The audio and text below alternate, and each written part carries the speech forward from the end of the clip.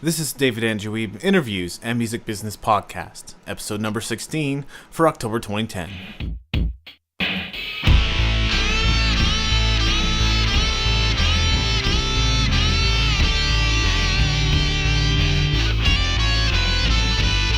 Andrew Wiebe Interviews and Music Business Podcast.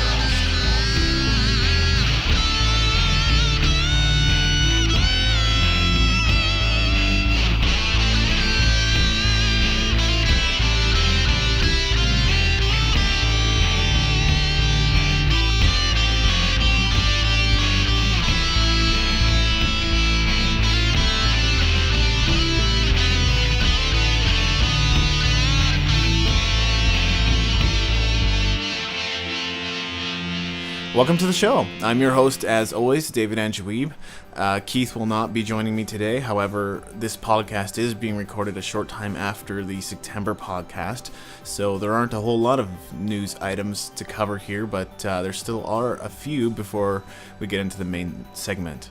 I think I mentioned it in the previous podcast that Adrenalize will be playing at the Blind Beggar on October 16th. This show has actually been moved to November 12th. So that show's been canceled, and just thought I would give you a bit of notice here. However, he did recommend me in the place of the band because the Blind Beggar may still need to fill that evening with another act. So there's a chance that I'll be playing at the Blind Beggar sometime this month, which would be very exciting. Definitely looking forward to that if things work out. I might also be hosting a show here at my own house in the studio, basically. Or it won't be in the studio per se, it'll be in the house, but I'm looking to do kind of a fundraiser event, not a charity event.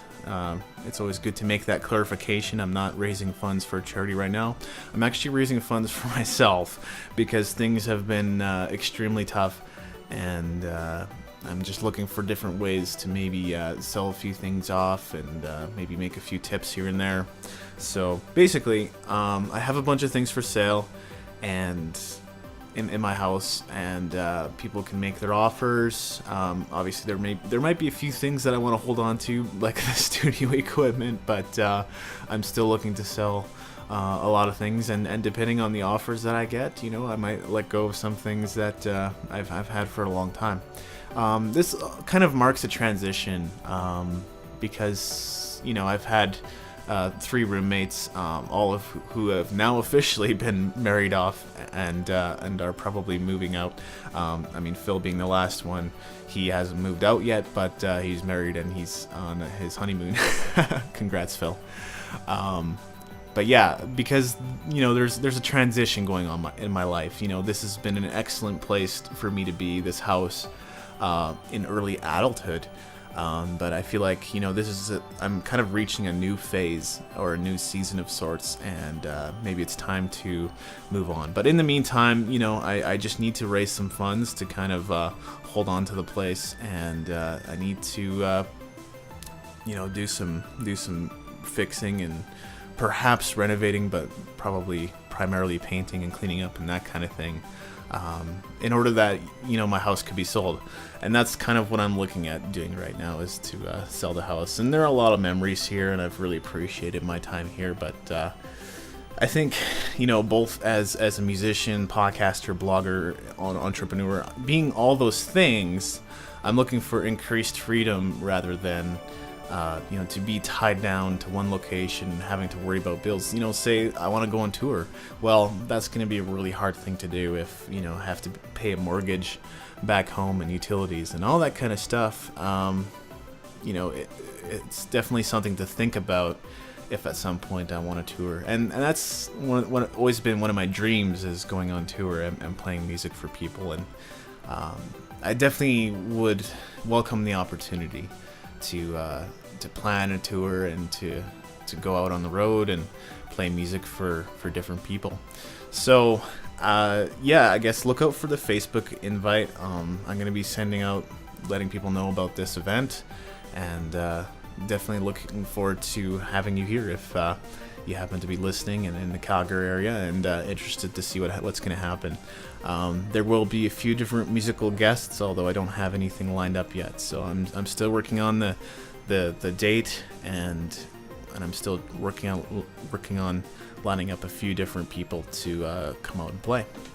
So that's probably enough of me rambling. This is unscripted. I'm pretty much just winging it. But we're going to move on to the main segment, which is my interview, of course, with Jonathan Ferguson. I mentioned that in the previous podcast, and I certainly hope you enjoyed. He's also got a couple of songs that he'll be performing. So stay tuned, and we'll be back right after this.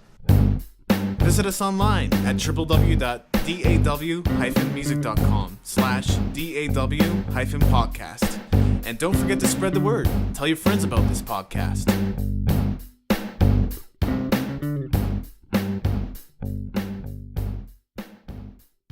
All right, so I'm sitting down today with Jonathan Ferguson. How are you today? I'm doing pretty good. How are you, Dave? I'm great. We had a chance to talk a little bit beforehand and about the current state of the music industry. So depressing. I don't know if we should go back into that. I think we'll come back to it a little bit later. But first of all, why don't you tell us kind of what's new and what's going on with you? Right on. So right now I'm working on my first album. Mm-hmm. We're pretty close to being done. We've had quite a few setbacks when you're talking about personnel, I guess. I've gone through, I think, 2 bass players, 3 drummers, and 2 lead guitar players at this point. Lead vocals are still fine, but I'm handling the duties there, so right. no problems. But yeah, we found some really good musicians.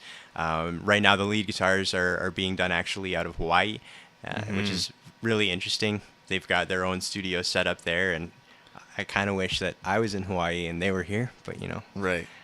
It's one of those wonders of the modern age. We actually get to record tracks in a separate studio and then send them over.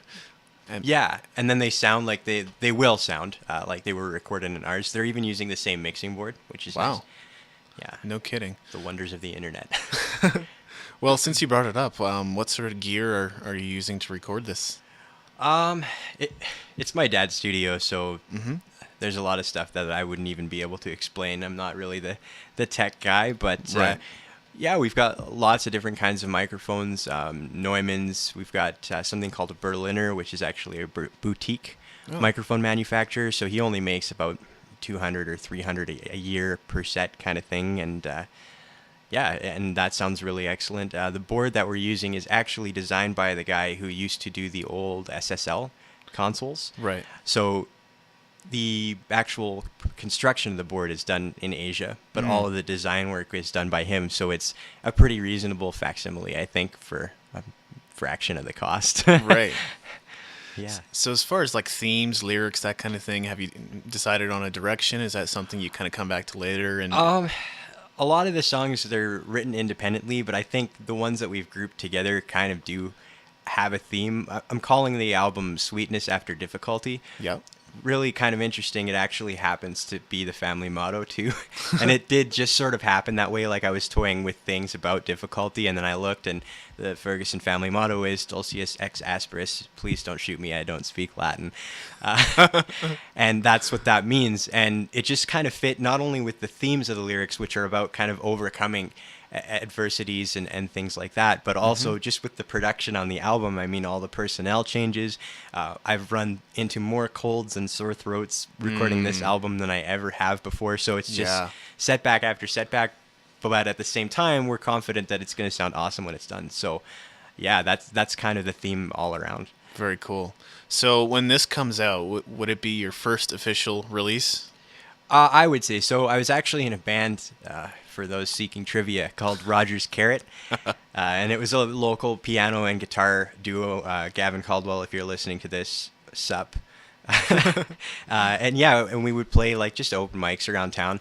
And that was a really kind of different thing. For me, this is my first real solo CD, I would say, for sure. Yeah. Right on. So you're pretty stoked to finally be able to put something out. Yeah, it's really difficult to tell people what you sound like without either playing it for them or handing them that CD. So I just think even as a basic promotional tool, it's almost a necessity now to have that recorded. I find that to be a problem too. It's not like you can tell people, "Oh, I sound like everything," or Yeah, know. yeah. Well, I sound like this, and this guy, if they got into a room and they sat on the couch and watched movies and then wrote songs after, Right. you can't really. It is really hard to describe. You're right. Yeah. You kind of just need to show them. So obviously your short-term goal is going to be recording that album, but For sure. how about any long-term goals that you may have? Just promote myself as much as I can, get my name out there, I'm not one of those people that believes in, oh, I got to keep my indie cred, got to keep a low profile. If I could do this solely for the rest of my life, I couldn't be any happier, Right. It's been my passion for a long time now. And you and I are looking at collaborating some shows, so Yeah, that should be a for lot sure. of fun as well. Yeah, we were talking about different venues. I like the low-key aspect of it all. We don't need to bring out full bands or anything No. like that. It should be pretty sweet. I think I'll be bringing my keyboard player, but that will be the Cool. extent of it. So Yeah, maybe we'll do 2 duos then. I'm actually looking at hand percussion players. Oh, there you go. So, yeah, that could be pretty interesting. I always find it adds a lot, and like I've seen bands do acoustic things, and if you have 2 guitars, 2 voices, plus someone playing percussion, Yeah. it actually really sounds fuller than you might expect. It's really rootsy, but at the same time, it's not lacking anything. Exactly. So, yeah, your MySpace page lists some of your influences, such as Jackson Browne and Paul Simon, Bruce Cockburn. So, talk about some of the ways these artists have influenced you. Jackson Browne is somebody that I've been listening to since I was a little kid. My dad is the biggest Jackson Browne fan in the world. Our dog's name is Jackson, not for Michael Jackson, but for Jackson Browne. Yeah, and then as I grew older, I started listening to him kind of my own volition, and just the way that he does imagery and stuff. He's always talking about sky and water and things like that, which are very basic, but he's kind of shown me the way that you can do that without sounding pretentious, right? Right. It never sounds like a cliche, and if ever he's approaching a cliche, he finds a way to get away with it without it sounding that way. So yeah, just being really focused on the imagery as far as Jackson Browne goes. Paul Simon is the first artist that I ever learned one of his songs on guitar, so I've never really stopped listening to him. He's one of those guys that he'll never do the same thing twice. I'm Right. sure you've listened to like Graceland and then Rhythm of the Saints, and then his albums into the 2000s. Even like he just put out one in 2006 called Surprise, and he was working with Brian Eno. It sounds kind of like Paul Simon meets U2. It's a really, really interesting record. So just that will to do whatever I feel like doing at the time, rather than trying to mold it into any sort of thing. Right. And then Bruce Cockburn was the other one that you Yeah. mentioned. Guitar-wise, I think he's a big influence on my style. Just the finger picking and picking those droning chords out, and not really going the traditional route all the time, right? You still want to have that catchy melody, which he often does. Things like Pacing the Cage. But if you actually listen to the guitar part in that song, it's not a predictable guitar part. Right. Or something like Tokyo, where it's got a really good riff, but it's not something that sounds like it's based on anything. you know? Right. So yeah, those were good ones to pick out. Yeah, they're pretty big parts of my songwriting influences for sure. So I'm guessing that, guitar is probably one of your primary instruments, but there must be other ones that you pick up from time to time. Yeah, just like most people that write songs, I like to pretend that I can play stuff that I can't. So I will sit down sometimes at the keyboard, and I'll write a song almost entirely on the keyboard. I'll probably translate it over to guitar later, but I think different instruments, and even different instruments of the same instrument, so different guitars, they all kind of have like their own soul almost. True. You feel different things when you're playing different instruments, and so you might be inspired by playing that other instrument, even if you're not immediately familiar with it. Absolutely. If somebody put a clavichord in front of me, I would attempt to play it just to see if I could get some kind of feel out of it. Yeah, me too. So any other influences that you want to talk about? Huge influence on me from the time that I really started writing songs that weren't, 3-chord power pop punk stuff that teenagers write, was Toad the Wet Sprocket, which is a band from the 90s. Their big hit was a song called All I Want. I think that was top 40. They also had a song called Fall Down. That was pretty huge. But yeah, they're acoustic rock like me. I'm pretty much aping the lead singer pretty much all the time when I'm singing. Like he's a big influence vocally, but also again writing about stuff that people don't normally write songs about is a big thing for me. And so a lot of the artists that I listen to, they took that road less traveled, and they're definitely one of those for sure. Right. Yeah. So we covered this a little bit already, but what would you say inspires your music and your songwriting? Really anything. I could be, one of my songs I actually wrote driving out of a Walmart parking lot. I actually drove to the Walmart just to see if I could write something with as little inspiration as possible. I thought somebody told me it would be a good writing exercise. Like, don't wait for inspiration to come to you, go find it.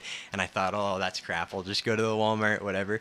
And lo and behold, as I'm driving into the Walmart parking lot, I see coming the opposite direction, driving out of it, this guy and this girl having a fight in their car. And the girl was just really upset, and I wrote a song about it called Girl in a Little Green Car. I guess I'll play that for you later since I mentioned it. Awesome. But right on. yeah, and so I've kind of trained myself, and I'm continuing to do that, where I can write about things that kind of spark my imagination, but aren't necessarily really standard topics. I have love songs on the CD, but they're not your typical I love you, you love me, let's have a great big happy family type love songs. Right. There's always a bent on it. Like Right. I have songs about guys selling their souls to the devil to get girls. I have stuff like that, right? So, yeah, it's things that inspire me that I can maybe relate to other people, and maybe they were thinking about it, but they weren't really thinking about it until I brought it up. I like that that discovery just as much as I like the process of actually creating something. Right. Yeah. Yeah, I find for me lyrics can come up, just kind of spring up out of nowhere, like everyday phrases or. Yeah, I think, totally. I actually have on my cell phone. I can show you this. This is great radio. Yeah. I have a list on my cell phone, and it's just lines and lines Right. and lines. It's pretty much the ramblings of a crazy person if you were to read it out loud. But I think you're exactly right. Just anything, really. You just have to have your ears on. Yeah. I don't know if you find that yourself. But Yeah, I think I think you mentioned driving there, but like that seems to be one of the times where it just kind of comes up out of nowhere. Yeah, you mean when you're in your car? Yeah, Yeah, when in yeah, car. for sure. There's something about driving, you shouldn't, but you do kind of turn off certain senses of yours, right? Definitely. You turn off certain things to replace them with other senses. And when you get into that automaton driving mode, you start running into like highway hypnosis and stuff like that. Yeah. But with that mindset, I find definitely some good turns of phrase. Same thing with the shower. You probably find that as well too. Sometimes, yeah. Yeah, somebody tried to explain that to me scientifically. I hope I don't screw this up, but I guess when all of your nasal passages and everything opens up because of all the moisture, it actually clears up your head, and so you think freer than you would Oh, interesting. outside of the shower. So probably I might just try and write an entire album next in the shower, and we'll just see how it goes. I have to get a waterproof. Zoom has to make a waterproof handheld recorder first. Right. That kind of gave me a songwriting idea in itself, but Yeah, well, keep it to yourself. I wouldn't want to steal it from you. okay. But yeah, even sometimes when I'm listening to Bare Naked Ladies and I'll go, I didn't know I could, you could write a song that way or phrase something that way, Yeah. Yeah, Other songwriters, like, ripping off is pretty much 9/10 of songwriting. Let's be honest here. I mean, rock and roll is ripping off of blues, which is kind of ripping off a little bit of jazz, right? So That's true. if you say that you've come up with something totally unto yourself, that's really rare. And even when it does happen, there's still elements of that. Like Paul McCartney was afraid, apparently, that he ripped off Yesterday because it was one of those songs where he wrote it in his sleep. That's right. So he woke up and he said for weeks he was singing it to people to make sure he didn't rip it off. And he's one of the greatest songwriters ever. So if Paul McCartney feels comfortable ripping things off, I don't feel too bad about it. That kind of comes back to what we said earlier about like describing your music. Oh, we're completely original. But if you play chords, if you play notes, then you're not like original. Bach invented the concept of tonality some 600 years ago. So unless you're doing like Gregorian chant, you're pretty much out of luck. Exactly. Do you have any shows or events coming up that you'd like to mention? It's not totally finalized right now, but I'm actually going to be doing a showcase at a place called Koi. This Right. is a totally shameless plug. I love this place. So it's on 1st Street and 10th Avenue. I don't like using other locations to tell people where it is, but if you know where a Vicious Circle is, it's actually right next door. Right. They serve really good food, and the guy that runs it, Fred Tamagi, he's actually a songwriter himself, and he built it with the intention of having a place where songwriters could go and they could play their own stuff Yep. in a really conducive environment to songwriting. So they host an open mic every Tuesday night there too, and I love going to it because everybody goes there to hear not covers and not who can do like the best guitar solo, but they actually go there to listen to people's new songs, and Yeah. they prefer when you play stuff even that's unfinished because they like to have that insight into who you are as an artist. So yeah, really cool. That's probably mid-October. I'm trying to get my website and stuff up Right. to Okay. surpass the MySpace page. Not that I don't love MySpace, you guys have been great, but just getting that personal website up there. So I'll probably have that stuff on there once as it comes along, and then obviously the show that we're working on together. Yep, totally. Yeah, MySpace is kind of nice for making a press kit, so to speak. It's a place where you can find all the information that you need instantly. Like you can hear what you sound like, you can figure out, who does this artist play with, and Yeah. a short bio and what they're supposed to sound like. Yeah, like who you have to put in your sound like section. I notice everybody puts about 300 different artists in yeah, there I of do all too. all different genres, right? People have finally figured out how to cheat the system a little bit. But I think for a while, I don't know if you noticed this yourself, but we were kind of moving away from personalized websites into Right. that whole artist collective, MySpace, SoundClick, like stuff like that. And now everybody's moved back toward the personal websites again. I think that's actually smart, and this kind of comes from another interview I did with Derek Sivers, who was the founder of CD Baby. Right. And he says that if you have a MySpace and not your own website, and you don't have that fan list saved somewhere, like you don't have emails, you don't have any of that, what if MySpace goes down one day? Right. You don't know. You have nothing. Like it's run by corporate giants, right? So you don't know that it's going to be there tomorrow. Like if MySpace merges with Facebook and they become MySpacebook, what happens to... Right. Yeah, totally. Yeah, and I think that was part of it. And then also I've talked to a lot of other musicians, again, ripping people off and their ideas, that they no longer have an active MySpace page just because for that reason too. They don't feel it's a personal connection to their fans anymore. Yeah. Because MySpace and Facebook and things like that, it's all about... Can I say whore on the radio? It's all about, being like a friend whore, like you're trying Right. to... you're trying to get as many friends as possible, and so really you're just adding. I remember even when I went on to MySpace, it was find 30 of my favorite musicians and add them so that it looks like we're best buddies, and Right. and Twitter to an even further extent is a lot of that. Like, who do I have following me, and how many people do I have following me? Yeah. It's good for... I use it for studio updates, but pretty much that's it. I don't really feel I need to talk to people about how I think we should save the whales or Right. stop British Petroleum or any of that stuff. Or how you're about to take a shower. Or how I'm in the shower. I've seen that before. Oh, like no. people take this whole talk about myself thing. I know this seems kind of funny Yeah. how we're talking about me right now, but they take it to such an extreme. And so I think that these personal websites now, Yeah. then you can still talk about yourself, but the people that want to hear that will go to your website, and you're not blasting that in their face, what you had for breakfast, or Yeah. what shirt you have on today, or who you saw at the mall. Like, it just, yeah, it's an overload, I think. It And is. maybe that's why personal websites for musicians, because we're typically not about the overload.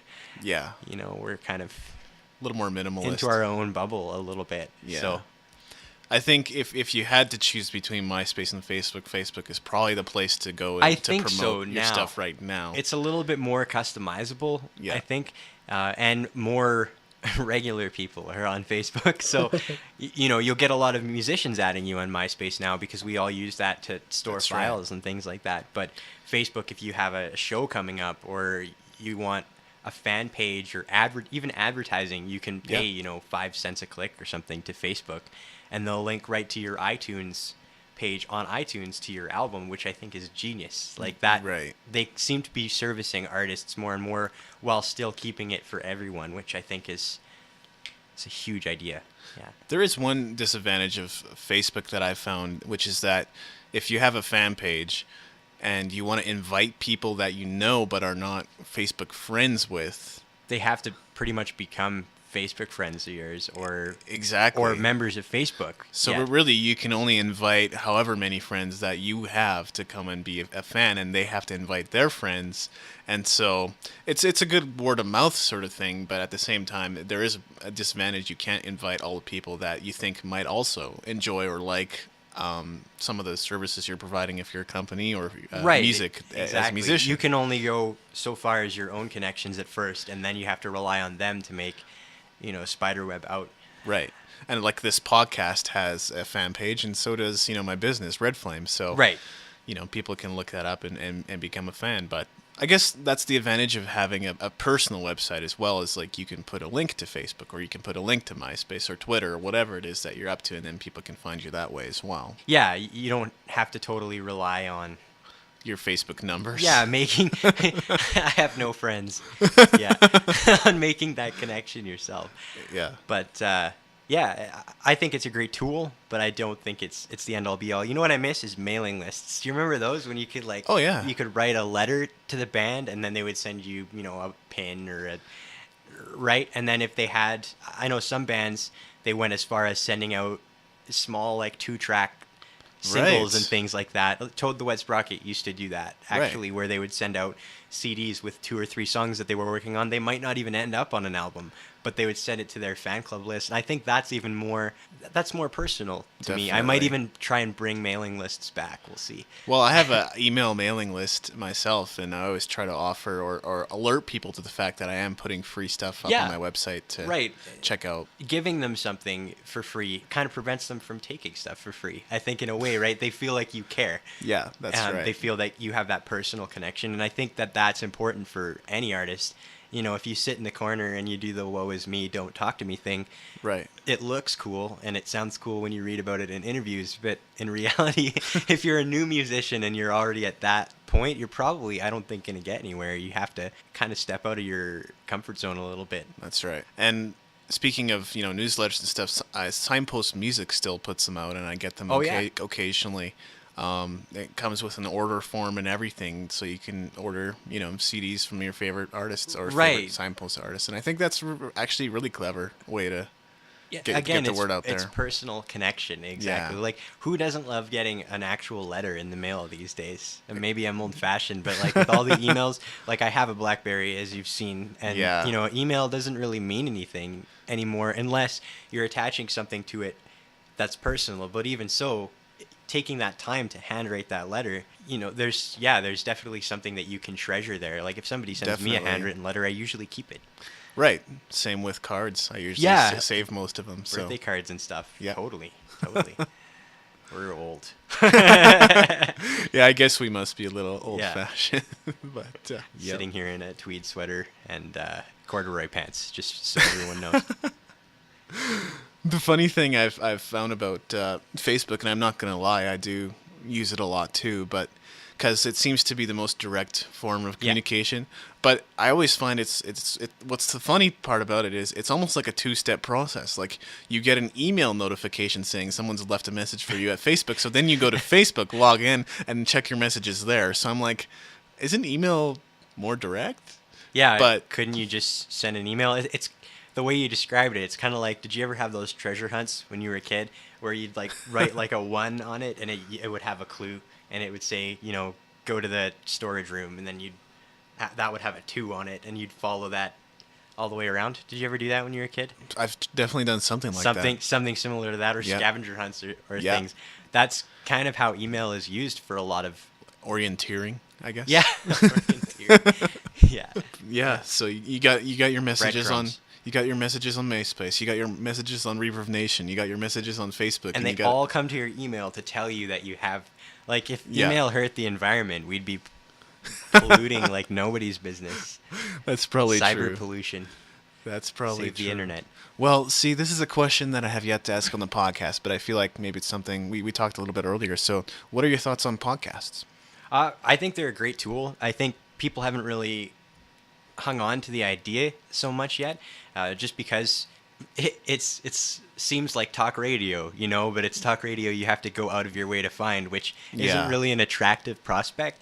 But I think for artists, just because it does provide that outlet for them to do interviews and things like that, and for people to hear about new music that they might not know anything about, because it's an outlet that's plugged right into the internet, but you don't have to surf the internet now. You have a guy pointing out stuff that he likes. It's kind of like what DJs would have been, 15, 20 years ago, at least, if Definitely. not longer than that, where personal taste was kind of an additive into the mix. It wasn't all about what artist are we pushing this week. It's what do I like, Right. And I think that's really cool. You get to learn more about what the person running the podcast, such as yourself, what kind of music they're into, and you get to hear interviews with interesting people that they think are Definitely. interesting. There's no agenda. Yes. To be the anti-corporate musician here. I think that's a real benefit. It's just going to take some time maybe for people to latch onto it. Even in iTunes, it's kind of in an off place. Like, where do you add your podcast? It's not like its own thing. You have to go find your list and Categories and all that kind of stuff. exactly. So I think as time goes on, it's alternative radio is what it is. Definitely. I love podcasts. I subscribe to several myself, and I'm trying not to do the whole information overload thing, because it can happen pretty quickly. And like, I much prefer having like a step-by-step process. Okay, A, B, C, D. Let's go through the list and go perform those tasks, then come back and listen to the rest, whatever. But at the same time, most podcasts aren't that. They're often open discussions. But Totally. I also appreciate that as well. Yeah, So. and you're, for the time being anyway, free of ads, which is cool. That's right. People get to listen to just content. Obviously, advertising, if you wanted to do this and nothing else, that's a necessity, like it or not. Oh, It's kind of a definitely. conflict of interest, but at the same time, to get to that point where advertisers are going to give you money, you probably would already have to have, tens of thousands of people, or at least 1,000 people listening to what you do, which is kind of cool, because that means that they all listen to it of their own free will, and it's not being piped in off of a radio tower and into your That's car. right, that's right. People are seeking this stuff out. Absolutely. So let's talk a little bit about marketing and promotion. Is there anything in particular that has worked for you? Not to, take all your secrets, but, be musicians. Sure, well, I'm pretty terrible at it, to be honest with you. For me, word of mouth is a huge deal. More often than not, I will still get a gig or a lead in from somebody else that I know. And they'll be Right. like, you got to check this place out. It's really cool. It really fits your style. And then I'll go and talk to the person that runs that place. Cool. I also like the appeal of handmade flyers, although I've never really actually had a show big enough where I thought one was warranted. But I feel like those are, if they're eye-catching enough, that's still a benefit. Again, that thing that you can hold in your hand Right. is always going to be more of a draw than something you can. A friend of mine, actually, he had CDs pressed at the same time as download cards. And he said to me one night, he says, I've sold 4 CDs tonight, but no download cards. Which to me says, even though people like their music in digital format, they'd still like to have that tangible CD Yeah. when they come out. I suppose I should plug him now that I'm stealing his stories. It's a guy named Steve Larson. He's really, really amazing guitar player. Steve, if you're listening, sorry I screwed up that plug. Check him out, stevelarsonmusic.com. There, I think we've remedied the situation. There you go. Maybe we'll even bring him in on the podcast I as think well. he should. He'd be a good chat for Very sure. cool. Yeah, I think even like flash drives would maybe do better than download cards. Yeah, Download you're cards, still holding something. download Yeah. cards you can give away, and you can kind of, as a musician, you want to try to make it profitable for yourself too, or at least break even. But Yeah, that's the dream there. Yeah, pay the rent. that's right. Yeah, I think you're onto something with the flash drives too. I don't know Yeah. if you're familiar with Crowded House. Do you know them at all? I don't know. No, they're a band. They're from Australia and New Zealand. They had that. Their hits were "Don't Dream It's Over," "Fall at Your Feet," Yeah. "Something So Strong." Really, really good songwriting, especially for the '80s. You had a lot of the really corporate stuff in there. But I actually just went to see them at the Jubilee when they were here 2 weeks ago now. Okay. And they had flash drives there. But what they did was the flash drive had not only the album on it, the new album, but that night's show. So they had that recorded on there, and then the whole thing was done up in a package that resembled the actual album artwork. Right. So it then became more than just, you know, your SanDisk 3 gigabyte drive that you buy at the computer store. It was a Crowded House flash drive. And the Beatles actually, I should have mentioned them first, they did something similar with their box set. And it's actually in the shape of an apple, and it's a USB that just plugs into, right? So, yeah, I think with those, you can definitely make them personable. I don't know who's in the business of manufacturing those, but yeah, good might question. be something to look into for sure. Definitely. What are your thoughts on the Calgary music scene as a whole? I think it's great, but that's because I'm part of it. There's a lot of great talent here, honestly. Like, I know so many musicians, and all of them are so unique, and we really do have a different sound here than somebody in Toronto or Vancouver or Victoria. The Calgary sound actually exists. Right. I think. I wouldn't be able to describe it to you because it's something that's really diverse. If I had to compare it to a major American music scene, it would be way more like Seattle than Los Angeles. You know, it's something where there is an overall sound and an ethic, but there's lots of different genres at play. But I do think it's still pretty underground. You know, Calgary is not traditionally a city where arts come first and foremost over everything else. I mean, our orchestra has been locked out how many times now? So it's changing. I think people are starting, like places like Koi, plug, Yes. are starting to realize that there is talent here. There's just not as much of an outlet. There's not as many venues. 1410 is another really great place, I think. Kawa. Right. Even Second Cup, I actually played for pretty much a month solid total at a Second Cup way up in Northwest Calgary, where they really loved live music because they took vacations to Victoria all the time. Oh, cool. And so they would have artists in there, and you just play for tips. And it sounds like you're not getting paid anything, but really, if you play for an hour and you make $70, that's really good. That's pretty good. So people appreciate the music. It's just not like those other cities where it's put in front of them. And I think if we can get it more visible and we can put that in front of people more, Calgary is going to be a pretty big thing, and Edmonton too. There's a lot of crossover between the two, right? So we could probably say Alberta music scene and get away with it. But true enough. I think there are differences between the two cities for sure. But Alberta in general, I think you're going to see a lot more artists, and we've already had a few Alberta borns. You know, like Nickelback is obviously really huge. Feist is from Calgary. Tegan and Sarah are from Calgary. Will. So we do have a few that are making headlines. Obviously, Jan Arden still lives here. Of course, yeah. And she always talks about Calgary. She makes no mistake about it, that she's Calgarian, and she's proud of it for sure.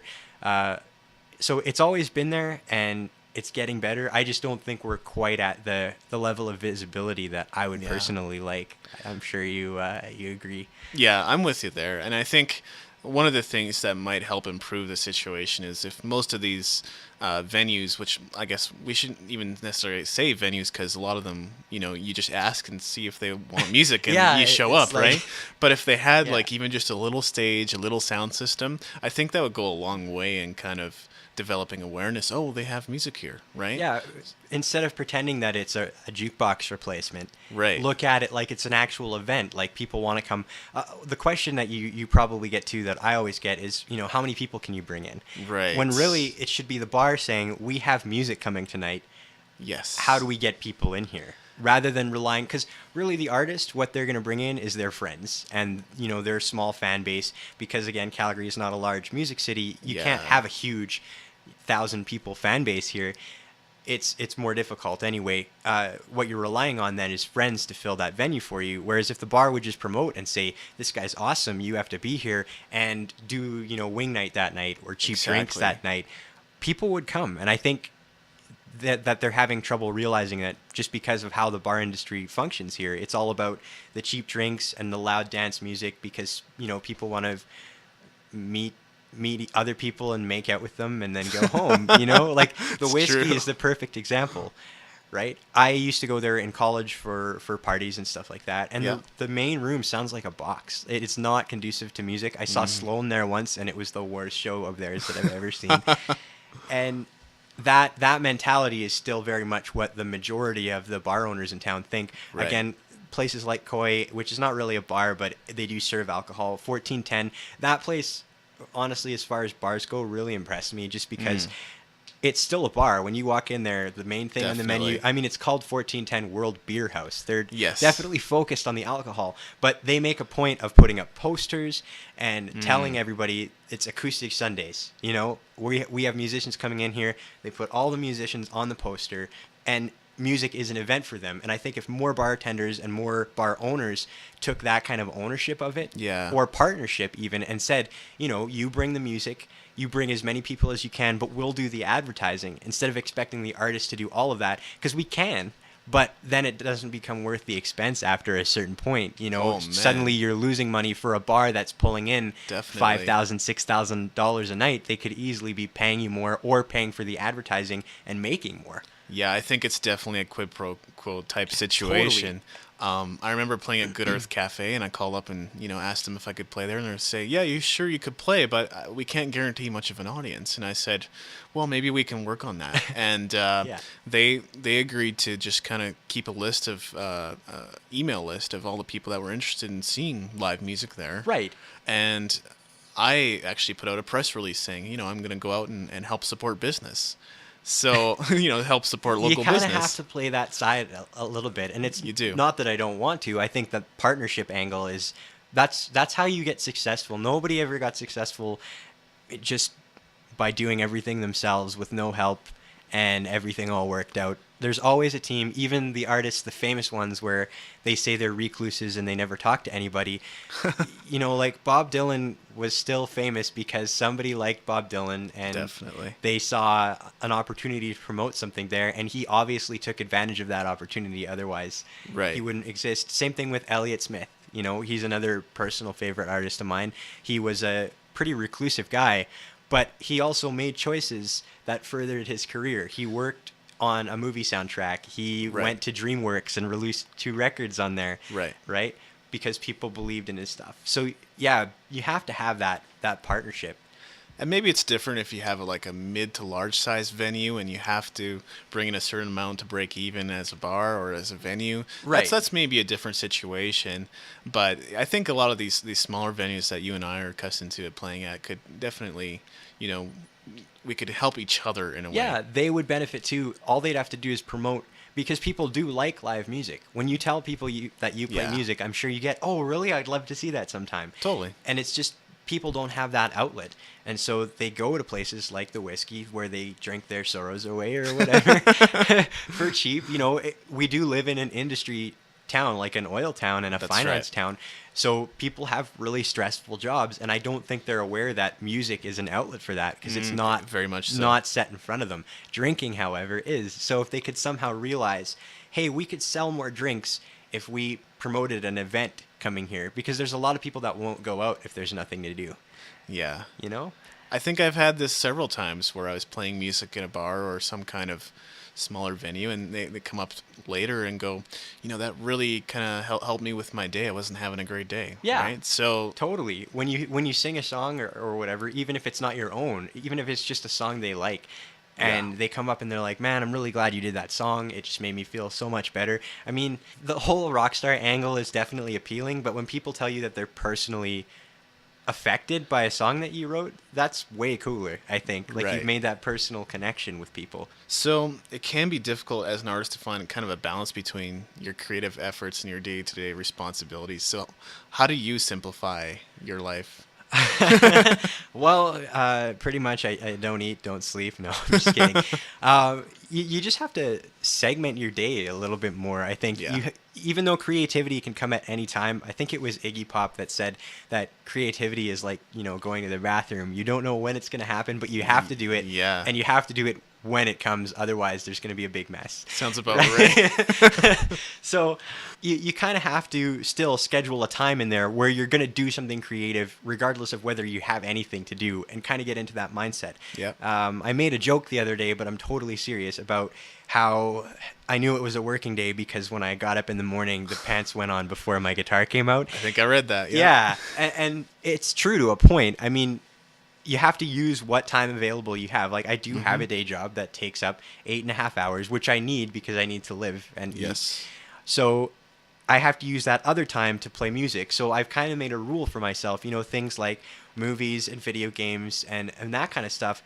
I don't do as much as I used to because I need to use that time for music. And so I will take that spare 20 minutes I have in the morning after getting ready, and I'll pull out my guitar. And I've actually started on songs that way. And I didn't expect to be creative, but I was at that point. And so you kind of have to play the lottery a little bit. Right. That was another thing that I did too, is I kind of shut out media a little bit. It sounds so typical artist to say, yeah. But. Well, most of I don't get newspaper. Right. So I even save some money there. I don't really watch TV, so again, I save some money there.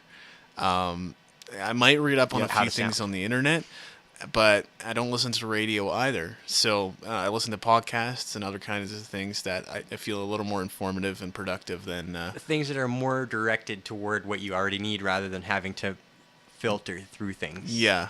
Yeah. Would you say, I'm like this, would you say you use the internet way more than, the TV or the phone? Man. Absolutely. Yeah. I honestly can't really live without the internet for longer than a week. It's so funny, hey? As bohemian as you can be, where you're not watching TV and you cut yourself off of all that stuff. Yeah. For some reason these days you can't be a musician and not access the internet. And I think to a degree, you're giving access to the people that want to read about you and know about you. Like, I still get people telling me to this day, oh, yeah, I always follow what you're doing on Facebook. And I'm like, oh, really? Okay, cool. And then you start to wonder what you put on Facebook that they're following. Yeah. Is it your breakfast cereal or is it the new track that you're writing? Hopefully it has something to do with the music or project I'm working on. Like the podcast, for example. Please become a fan. So we were talking about this earlier, but the industry has changed a lot in the last couple decades. So, what are your thoughts? There's some good stuff and some bad stuff there. Yeah. I think I was saying how before, the internet is the world's largest dog pile, I think. Right. And that's really how it feels to me. You're kind of in an ocean and you're trying to become a rain cloud, and so everybody can notice you, right? And I think it is a little bit more difficult if you're solely working within the confines of the internet to get noticed. Yeah. So I'm not really sure how far I believe in this whole demise of the record labels and demise of... Because to a point, they are responsible for creating that visibility. Whether it's an indie label or, Sony, they do have that thing that we can't do as singular artists, which is market. And you can self-market and you can do, the fan pages and you can do the websites and zines and things like that. But when it comes down to it, if you want to go from hundreds of people knowing who you are to thousands or hundreds of thousands or, God forbid, millions of people knowing who you are, you still need somebody to take you out of the ocean and give you that visibility. But what it has done is it's given people an alternative outlet that may not sound like what's on the radio now. Instead of being trendy, you can aspire to set a trend. Right. And I think that's really good. And the costs, as I'm sure setting up a podcast, the internet is pretty cheap relatively. I mean, Definitely. You need an internet connection, and then if you're hosting anything, you need to pay for that. But that's like a couple $100 a year, right? Or a couple $100 for the hosting, and then your internet connections, a little bit more than that. No, I agree with you there. You can't rely on internet marketing to be your only source of attracting new fans and new people to your music. You need a live show of some kind. Now, that definition has started to grow in a sense. It used to be this one thing where you put on a concert, you have 2 sets of music, it's 2 hours, and plus, encore, which has changed now. You can kind of hook up with other musicians and play shows together, or even sometimes you could put it on a live stream or Ustream kind of thing. Yeah, where you could be in your basement or whatever, playing. And I think that's something else you've just touched on too, that the internet has really made available is collaboration. We were talking even about how there's a lot of supergroups now, and I think probably the internet, for the ones that aren't extremely famous, has a lot to do with that, right? Where you're able to make connections with other musicians where you might have met them one time, but because you're connecting with them through Facebook or whatever, collaborations such as this one right now are possible, because it allows you to keep them in memory longer and have that list. It's kind of like a Rolodex that has an unlimited amount of space. That's right. And oftentimes the only difference between a fan and not a fan is just being exposed to it. So Yeah. you meet someone at a concert, next thing you know, they're adding you on Facebook or adding you on Myspace or Right. being another visitor on your website. Yeah, exactly. And then if you can continue to keep up that tug between the live shows and the internet and just continue that, you'll continue to grow your fan base. That's right. Yeah. And then that's when I think those distribution deals start to come in handy. Most likely is when you've reached a point where that's not growing your fan base anymore. When you want to take it to the next level, I think the development deal is what's done. I think the whole idea of a record label saying, you wear this jacket with this haircut, sound like this guy, and this guy wrote songs for this guy, and they're going to write songs for you. I think that's kind of winding down in a lot of modern music. Obviously, when you're talking about the stuff that's aimed at the younger demographics, you know, your Jonas Brothers and Hannah Montana and stuff, that's still very much in play. But people that are our age, like you're in your mid to late 20s, we're more and more picking out our own music. We're iPodding it, you know, and so we want stuff that's real. And I think that development deals have no place in that kind of realm. It's more about that major label is responsible then for marketing you, for telling people what you already sound like, rather than... I still to this day talk about bands that people kind of look at me strange. They don't necessarily know who they don't know who they are talking about. And even a band like Extreme, like I think you and I, you know, they had that big hit, More Than Words. Yeah. But and that was kind of the odd one off on that that record, or any of their records, for sure. Everything else was very Great different song, from that. but definitely different on the record. Exactly. Yeah. And I think Google and YouTube have now played a fairly significant part in exposing people to more music. Even mainstream artists like Justin Bieber are getting discovered on YouTube. So I totally agree with you there, for sure. They're saying that, you know, recording a cover song and putting that up is one of the major ways people are starting to discover, you know, different artists that they never heard of before.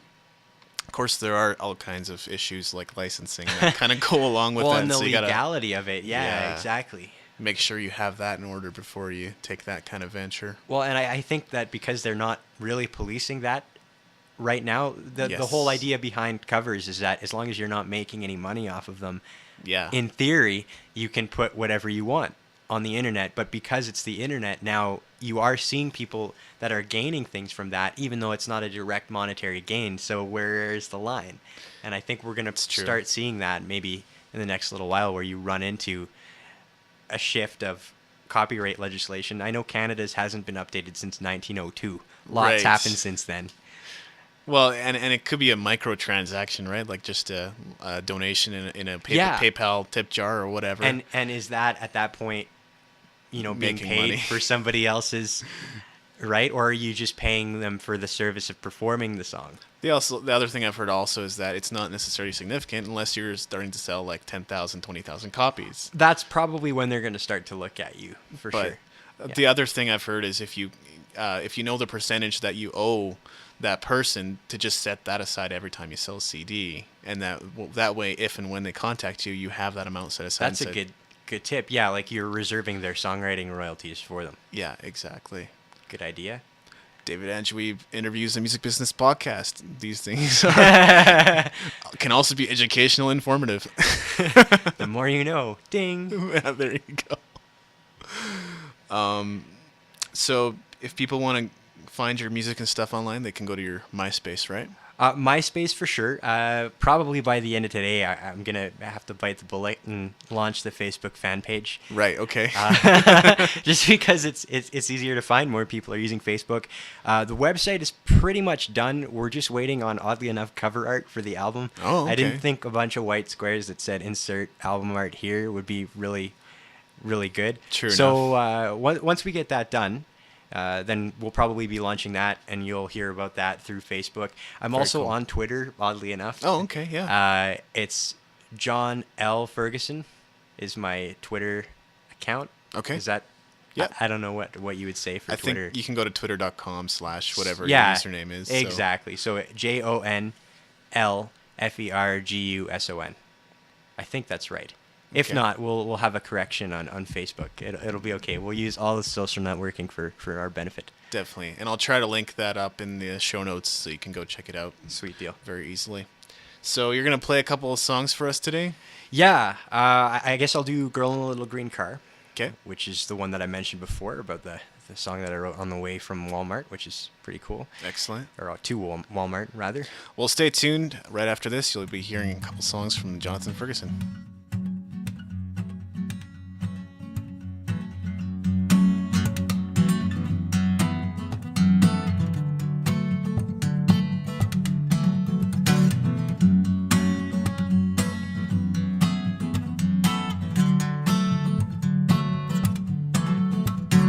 Girl in a little green car looks sad, like every day's the worst day that she's ever had. No smile, no joy, no hope for fun, not even wishful thinking as she rides toward the sun. Girl in a little green car twists her head toward the only one who seems to know for sure she isn't dead. He calls her his love, she calls him a liar. He keeps his chin up, but his neck's starting to tire. Watching her blow away in the wind, he feels he's a flyer. He's always reeling her in, he's always keeping her from tangling in trees. He wants the wind to die down to keep her safe. He's got to pull her to her knees, but he can't hold on forever, 'cause it's like nature is her mother, and though she knows they need each other in a way, she's a kite in the wind, and all kites wanna fly away.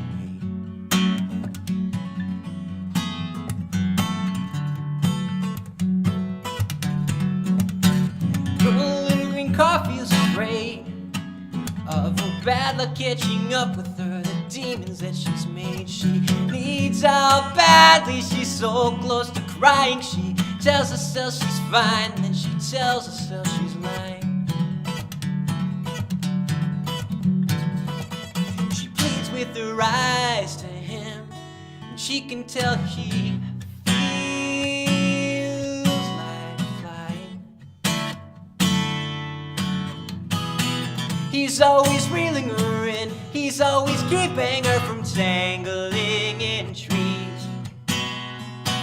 He wants the wind to die down to keep her safe. He's got to pull her to her knees, but that won't change or rearrange his fearful love for his fearful love.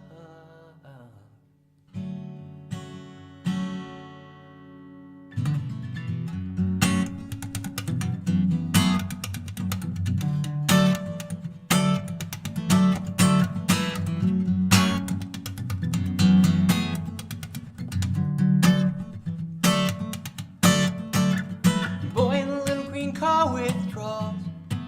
It's finally catching up with him. His demons burning raw, but he loves her too much just to leave her in the breeze. So he pulls hard with vanity and drops to his knees. And thunder rolls at the moment he pulls, and he just can't be seized. He can't keep breathing her in, he can't keep keeping her from tangling in trees. He knows the wind won't die down to keep her safe. He's got to drag her to her knees, but he can't hold on forever, 'cause it's like nature is her mother, and though she knows they need each other in a way, she's a kite in the wind, and all kites wanna fly away.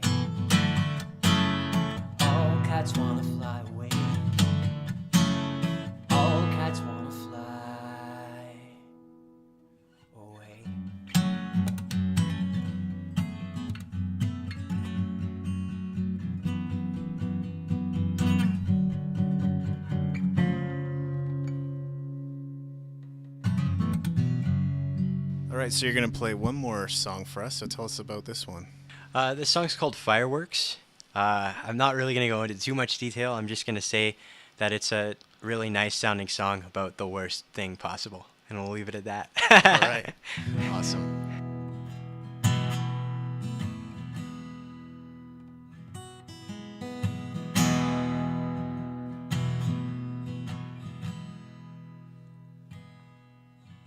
Wouldn't you say it's a beautiful night at the fairgrounds?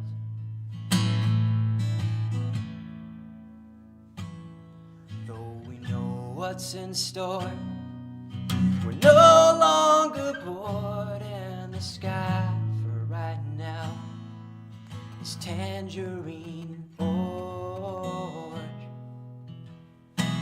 So let's all watch the fireworks and smile. Let's all watch the fireworks and smile.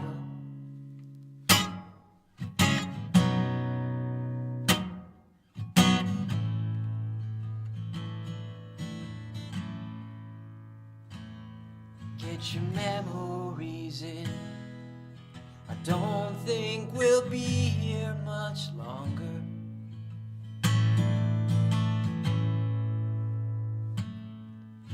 I know some are leaving and others will grieve, 'cause this light show we've made it so hard to believe. So let's all watch the fireworks and smile. Let's just watch the fireworks and smile. It'll be the perfect end to an imperfect time.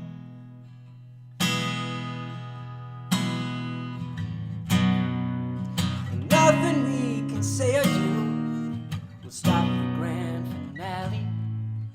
We can't stop the progress of art. We wrote the end right at the start, and now the end is happening. Get ready, start clapping now.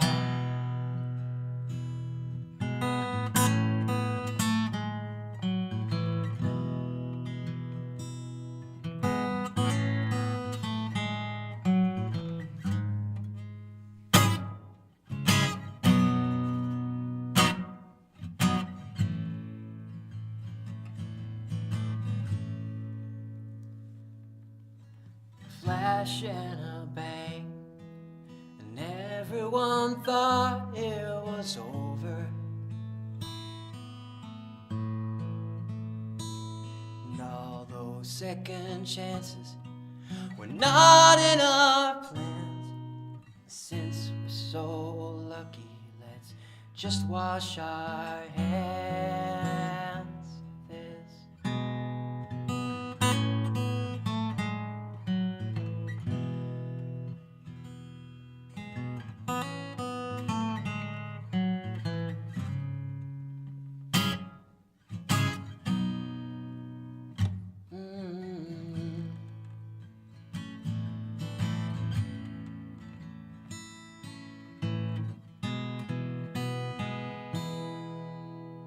This podcast is a part of the Blueberry Network. You can find this and other great podcasts at blueberry.com. That's blueberry with no e's.com. All right, thank you very much for being on the podcast, Jonathan. Hey, thanks a lot, David. It's a lot of fun. Lots Definitely. of insight. Any closing remarks? Closing remarks. That's dangerous. No, I you know what? I just think keep it up, because these sorts of things need to be heard. I think it's a really good outlet for artists to get on stuff like this, and maybe artists that are not so radio friendly, or it's a really good alternative outlet for the music world. So thanks a lot for doing it, and yeah, keep it up. And definitely anybody out there listening, Koi again on Tuesdays. Yeah. Tuesday nights, 8 o'clock. It's a singer-songwriter. It's not even called a jam. It's called singer-songwriter night. If you're a singer-songwriter in town, or you want to check out some of the most awesome up-and-coming singer-songwriters in town, definitely make the trip. It's on 1st Street and 10th Avenue, right on the corner, across from the Medina Cafe and the back of the Transalta building. And I will also plug Koi as well, because I've been there and I performed at the Jazz Night, I guess. On the Thursdays. Yeah. How could I forget? Yeah. I've been a part of that too. So they've got a cool stage, awesome food. It's a nice intimate setting for all those interested in some live music in Calgary. All right, thanks again.